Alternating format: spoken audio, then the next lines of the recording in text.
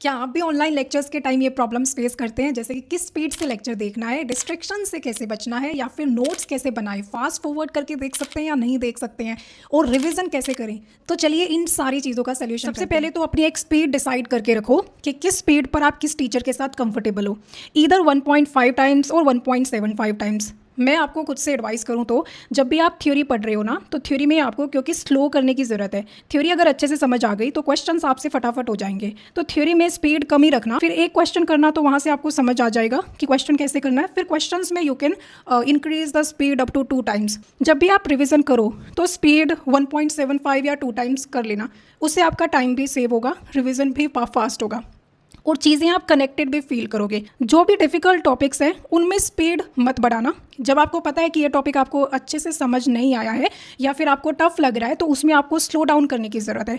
During the lecture जो note making है, again very important, तो सिर्फ और सिर्फ कीवर्ड्स लिख लो। जो भी टॉपिक आप पढ़ रहे हो, जो टीचर बोल रहा है, उससे आपको समझ आ जाएगा कि कौन सी आलतू फालतू चीज़ें हैं, जैसे कि that is why it is cold, why is it so, we know that. ये जो चीज़ें हैं ना, जो आप स्किप कर सकते हो, उनको छोड़ दो। जो आपके एग्जाम के लिए रेलिवेंट है या फिर जो आपके कॉन्सेप्ट से रिलेटेड है, जो इंपॉर्टेंट कीवर्ड्स हैं, बस उन्हीं को लिखो। इससे आपको रिवीजन करने में भी आसानी होगी।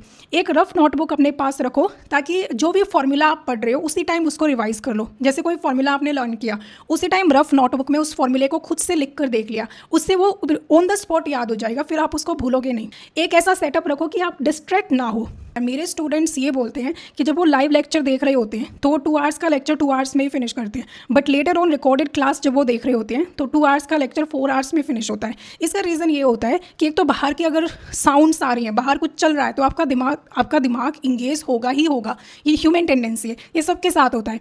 दूसरी ये चीज़ होती है कि कोई फ्रेंड का मैसेज आ गया या फिर आप कुछ और देखने लग गई, तो अपना एक सेटअप ऐसा रखना, जैसे कि हेडफोन्स यूज़ कर सकते हो ताकि डिस्ट्रैक्शन ना हो, फ़ोन की नोटिफिकेशंस ऑफ करके रखो, फुल स्क्रीन मोड पर रखो। ये ऑप्शन ही मत रखो कि आप दूसरी विंडो खोल के कुछ और सर्फिंग भी कर सकते। जैसे ही लेक्चर फिनिश होता है, जो भी आपने सीखा है उस लेक्चर से वो खुद को एक्सप्लेन करो।